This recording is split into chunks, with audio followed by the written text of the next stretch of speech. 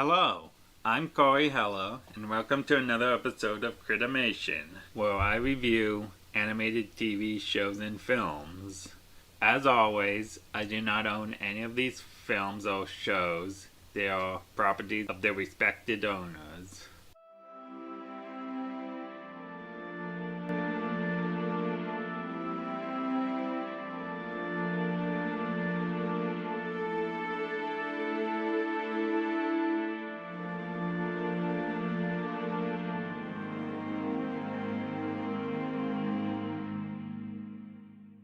Today's guest star on Critimation is my very good friend, Jeff Fujii. My name is Jeff Fujii. I'm currently living in Alabama. I'm from California and I'm a big film buff and I'm very excited to be on this podcast with Corey. So thank you so much for inviting me. Our first topic will be the film Teen Titans, Trouble in Tokyo, which serves as the finale to the original series. Now, the show is really well known for this, but there's a lot of anime references, like the visuals and stuff. The show, as well as the film, is actually animated in Japan. That's interesting. I mean, yeah, you could definitely see the anime sort of characteristic exaggeration of facial expressions and the sort of goofiness that a lot of anime tend to have in their series. So yeah, that would make a lot of sense. After defeating a villain named Psychotech from destroying their tower, the Titans learned that he was a gun for hire by a villain from Japan named Brushogun. After mysteriously vanishing, Robin and the team decide to go to Japan, though he insists it's not a vacation, as they are superheroes who don't take vacations. After arriving in Tokyo, the group are able to get directions thanks to Starfire using her ability to learn languages through kissing, which kind of shocks everyone, especially Robin. Soon after, they have to fight a giant kaiju type reptile sent by Brushogun. However, the authorities manage to bring it down before they can. They then meet the commander Daizo, who tells them that Brushogun is simply a myth and they should enjoy their time here in Tokyo. With nothing left to do, the Titans decide to make the most of it and see the sights, unaware that they are being watched from afar. After splitting up, Robin and Starfire are alone, during which they talk about the incident with the boy she kissed and how it was merely just to learn his language. But just as they were about to have a heart-to-heart moment, Robin reveals he's still bent on finding Brushogun and that they are heroes and nothing more, leaving Starfire very heartbroken. Once alone, Robin is ambushed by Psychotech in a fight of duels in which Robin seemingly kills him, and he is arrested for murder by the commander. Meanwhile, Raven stumbles upon a bookshop with a book that reveals that Brushogun is indeed real. In the meantime, Cyborg goes to a all-you-can-eat buffet and is chased out by the chefs for eating too much. Strangely, a lot of the items on the menu is kind of strange. The shoe with wasabi and it seems a bit out there.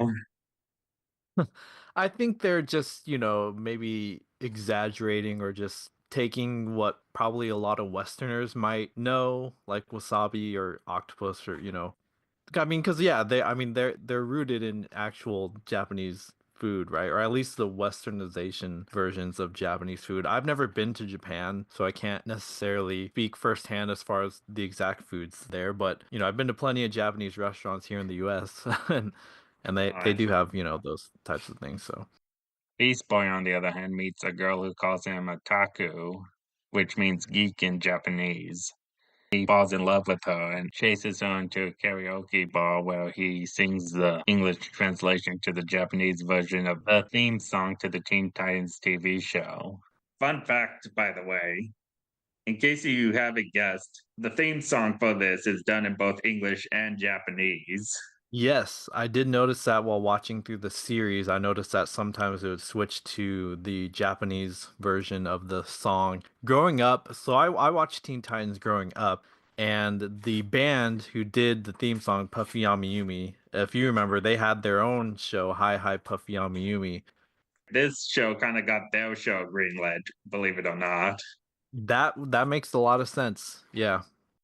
After finishing the song, Beast Boy becomes a hit with the girls and is chased out by screaming fans. Now, is it karaoke a big thing in Japan? I think it really is. I think so. I mean, my grandpa, he was born here, but he did I think live in Japan for a little while, and he's a huge karaoke, although the karaoke, my family would chastise me because I'm saying it, the American way. It's more like karaoke, but you know. But anyway, my grandpa loves to sing, and I myself love it. So I mean, and I know that there are those specific like venues to go and sing. You can have a private room with your friends or your family, and I'm pretty sure they have them here too now to I've do seen a that. lot of anime that do that. Yes, yeah, it is a big thing. Starfire then meets a girl who encourages her to go back to Robin and confess her feelings for him. It is around that time that she finds out that Robin had been arrested and contacts the other Titans, all which, including her, are attacked by multicolored creatures set by Brushogun.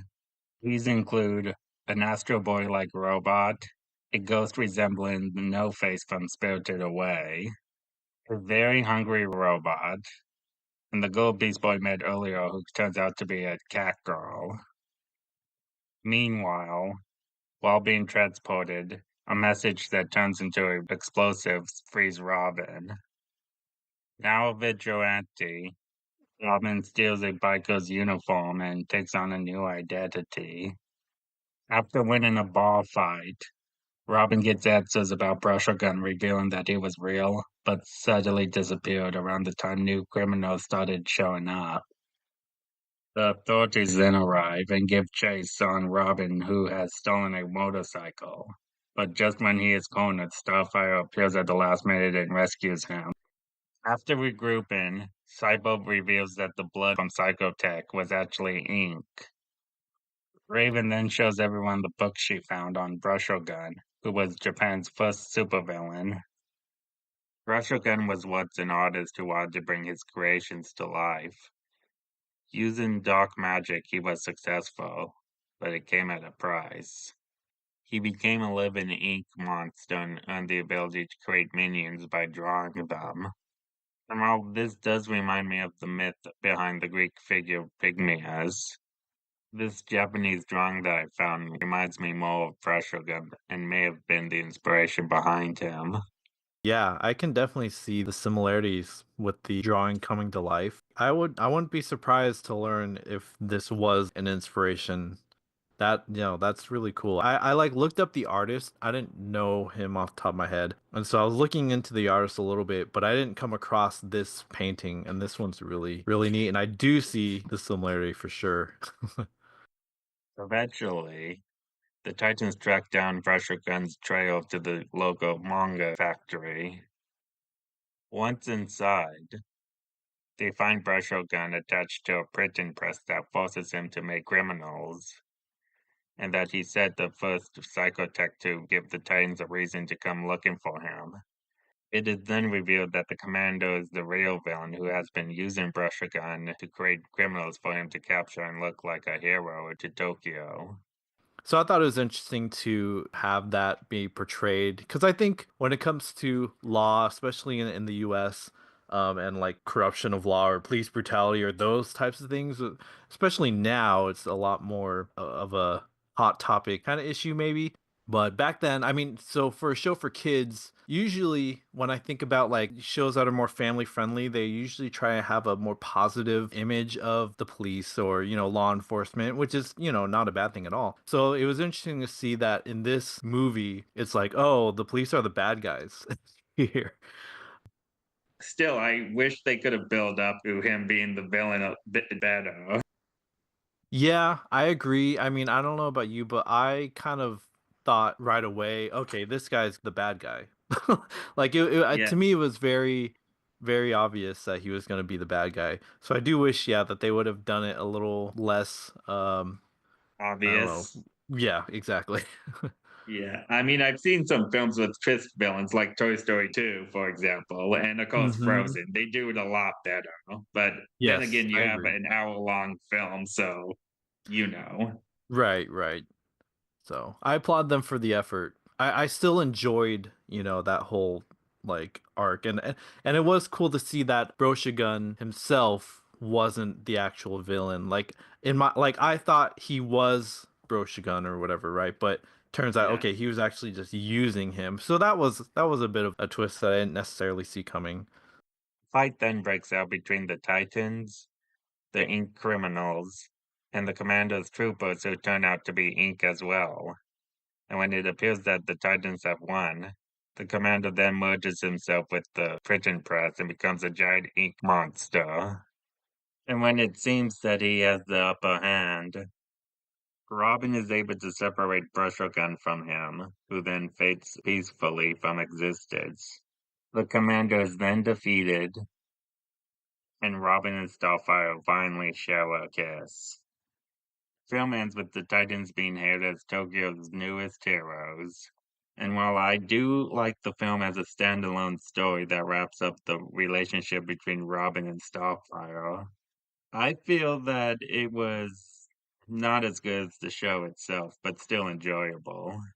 It was surprising to me that this was their first time in Tokyo because you kind of like you said there's a lot of heavy Japanese like inspiration in the show, and so yeah, I was like, wow, they really didn't go to Japan in the show, did they? No, closest to being outside Jump City was the fifth season, but that was kind of a whole arc Mm, thing. Yeah, right, right. so I would recommend this film to anyone who was at least not happy with the cliffhanger of the original series. If you're a Teen Titans fan, check it out.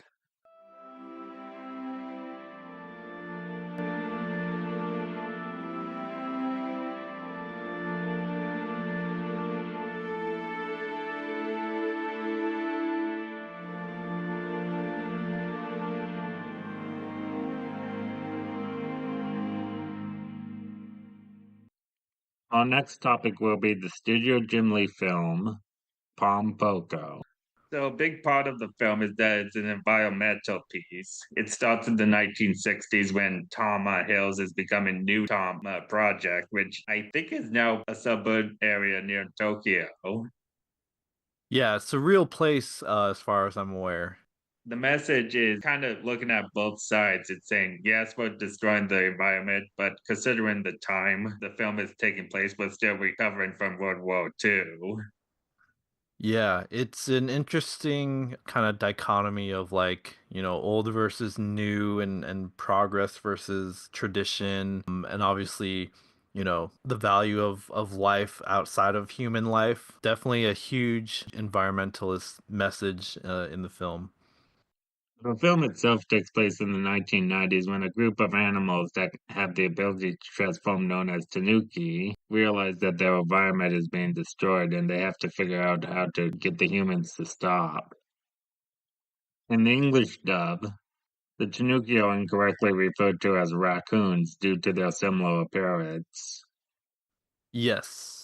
Yeah, and I think that because Tanuki are native to Japan, they figured that Western audiences would just know a raccoon and not necessarily know what a Tanuki is. So it's probably just easier to say, okay, they're just raccoons in the English translation. But I think that they should have kept the Tanuki. I mean, they're very obviously the whole film is soaked in the Tanuki lore and folklore and everything. So I think it would probably have confused Western audiences more to think that these were just raccoons. They're all actually raccoons in Japan. Yeah, there was this whole anime that kind of started a trend saying, let's get raccoons as pets, and then they became an invasive species. Oh, I didn't know that. Yeah, it was kind of a thing. It was like the Finding Nemo of its day. Because, that film kind of said, let's get Oh, interesting. clownfish. Yeah, it's a long story. Yeah. In order to get the humans to stop development, the Tanuki need to relearn the ancient art of transformation so that they can disguise themselves as humans and learn more about them. My first like exposure to Tanuki is from Super Mario Brothers 3. Mario can get the Tanuki suit and then transform into the statue and he uses a leaf, right? Yeah, and that's rooted in the folklore, right? Yes, yeah. So it was believed that in order to transform, the Tanuki had to have a leaf on their head to do so.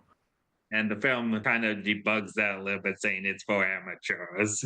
Yeah, yeah, I enjoyed that little part because they were basically like, no, we don't need a leaf. We can That's yeah, exactly. She says they're for amateurs, and so that was funny. That was funny for them to like kind of break the fourth wall, so to speak, and mention Yeah. it. The Tanuki also confiscated a television so that they'd be able to watch the human behavior from afar until they learned to transform. Eventually, the Tanuki who learned to transform into humans were able to go out into the human world and learn more about them. In the meantime, one of the Tanuki named Ganta leads a group to form a series of accidents to delay the construction. However, despite the best efforts, the construction was stated to continue.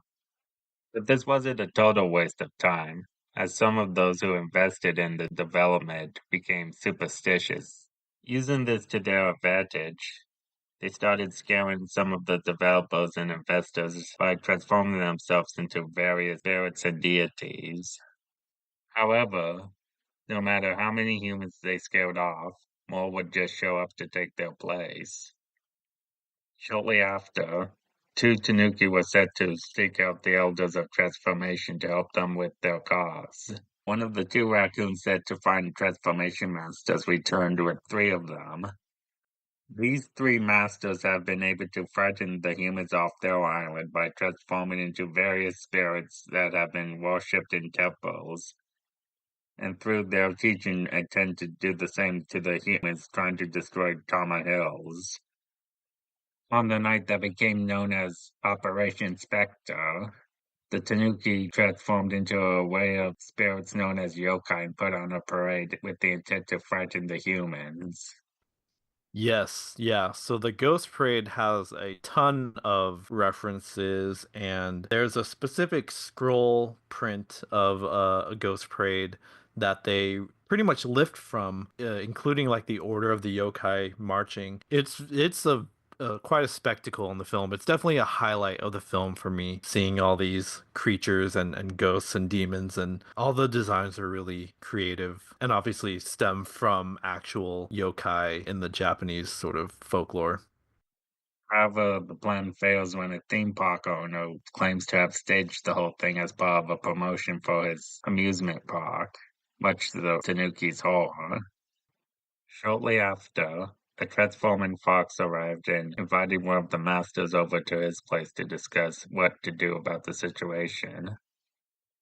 Not only did the fox propose that the Tanuki use their transformation skills to live as humans, but that they should also make money by working for the theme park that took credit for their display. The raccoons, however, would use this to their advantage and take revenge on the theme park owner. Shortly after, a news reporter showed up in the forest, and the Tanuki revealed they put on the parade and that the construction was destroying their home. In a last-ditch effort to change everything back to the way it was, they tried to use their powers to make the forest grow, but it only caused a flashback-like illusion. There was some positivity, though. Revealing themselves to the humans allowed some parks and nature preserves to be made, but because of how late in development everything was, it was still a struggle for the Tanuki to survive. Eventually, the Tanuki that could transform had no choice but to live as humans. Those who couldn't transform had to live in the moment and make the most of what life had left to offer. Despite being an environmental film, I found it pretty enjoyable, and compared to other films that have similar themes like Fungali and Once Upon a Rainforest, this film was way more realistic while still incorporating fantasy elements since it doesn't focus specifically on humans. I would recommend this to anyone who is a Studio Ghibli film, as well as a fan of films that depict messages that are still relevant today.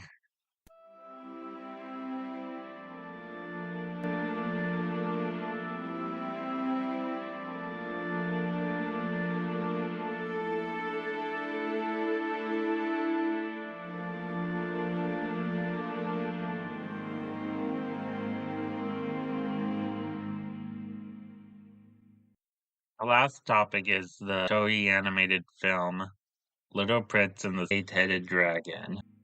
The film opens with a explanation to how the main character, Susanoo, and his two siblings were born. After the opening credits, we skip ahead to the present when Susanoo is defending his best friend, a rabbit, from a hungry tiger. After winning, the tiger apologizes, but Susanoo doesn't believe him until his mother appears and tells him that he needs to control his anger.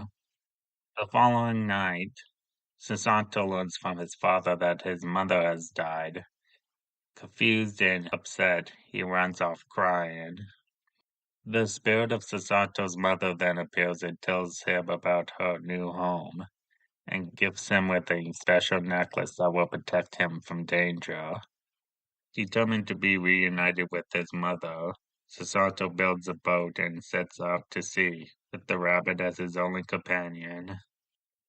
After an encounter with a fierce storm and a very hungry fish that terrorized the sea, Susanto meets the king of the ocean, who offers to take him to see his brother, better known as the Crystal Prince. Upon arrival at the gates to his palace, Susanto demands to get permission to enter, but using the magic mirror, the gods prison him in ice. After being set free, Susanto takes his anger out on the gods, but is stopped by his brother, who tells him to give up on his quest to find Mother. Angered by what he has heard, Susanoo storms off. Before the rabbit follows, he is given a crystal ball for protection. Upon reaching the surface, the duo meet a man named Tombo who tells them that his village has been sucked dry of all water due to a fire god that lives in the nearby mountain. What follows is a battle between the fire god and Susanto. But no matter how many times he is struck by his sword, Susanto only manages to make multiples of the fire god.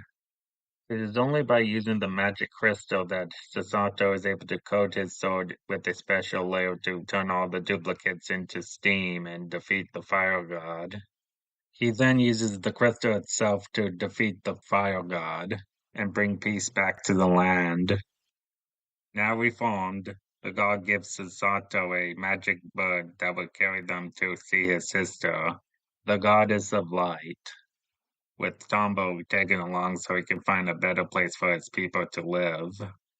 Shortly after Susanto and the group arrive, he is put to farm work and tries to find shortcuts to make it easier for him to work.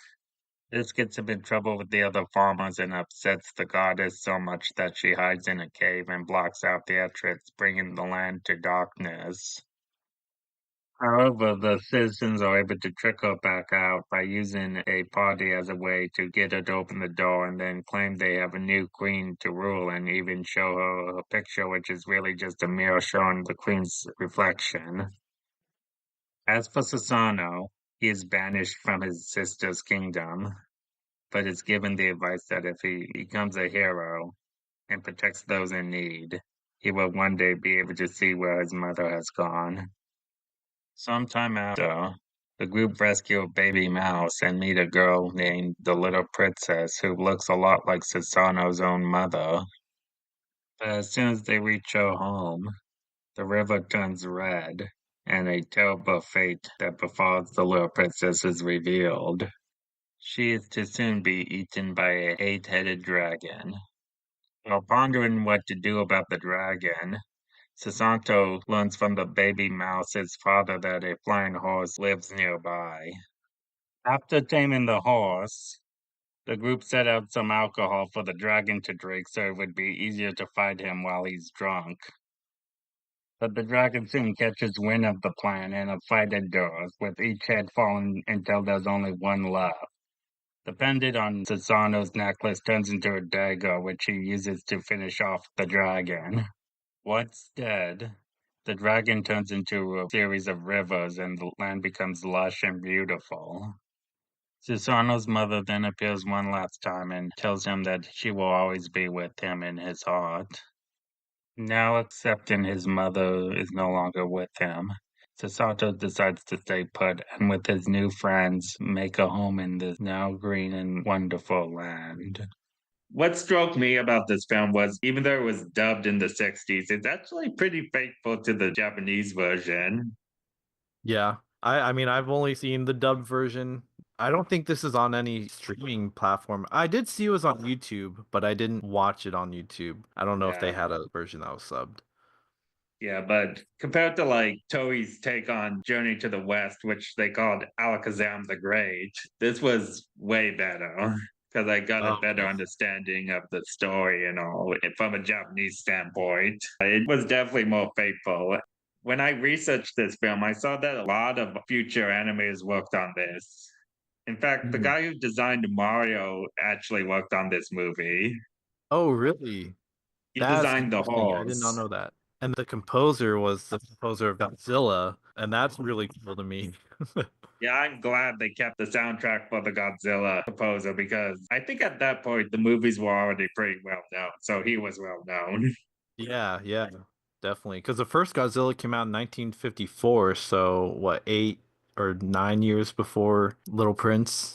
Yeah, a lot of people got their big start from this. It's unfortunate that this film didn't do well and Toei had to move to more European stories like Puss in Boots. Yeah, I was shocked at how little known this film is with such, because it does have such a huge influence and a lot of great people worked on it, and I'm just like shocked that it's not like a staple of, Japanese film, but it's very good. It reminded me almost of kind of like a video game at certain points, like the combat, when he's fighting the fire god or the dragon, of course. Like it took me back to like Zelda or something like that. So which is appropriate seeing the Wind Waker influence, but yeah, it was very cool. Well, I had never heard of it before you introduced me to it, and I did not realize it was such a huge influence on Zelda, Wind Waker, and Samurai Jack, which I need to watch. I've not seen Samurai Jack. What? I know, I know. It definitely inspired the art style for Samurai Jack and Wind Waker. I was just really surprised on how fluid the animation was compared to the anime that we have nowadays. I'm just surprised on how fluid everything was compared to what we have nowadays. Yeah, like if I had watched this without knowing this was from the 60s, I don't think I would have ever guessed it was that old. I would have said maybe like 80s or 90s. From what I know, this film was partially inspired by UPA cartoons. Think Mr. Magoo. So it has that Interesting. more modernism, minimalistic kind of abstractness. Right, right. So yeah, it definitely stood out from whatever Tezuka or other Toei films were doing. Hmm. I would dedicate this to anyone who's into more obscure anime, especially those that deserve more proper credit than what they had at the time. And with that, we bring this episode of Critimation to a close. Thank you for being on the podcast, Jeff. Thank you for having me, Corey. It was awesome being able to watch these films. The only one I had seen before was Pom Poko, but I hadn't seen it in a long time. And I was very happy to see The Little Prince and the Eight-Headed Dragon. That was the surprise like standout for me. So thank you so much for having me. It was a blast.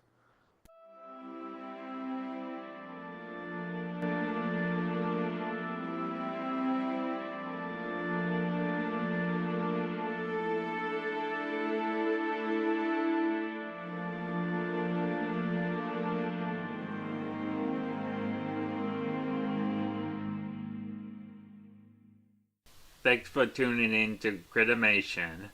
Don't forget to like and subscribe. And follow me on Blue Sky. Or support me on Patreon. I'm open to suggestions, and I will see you next time.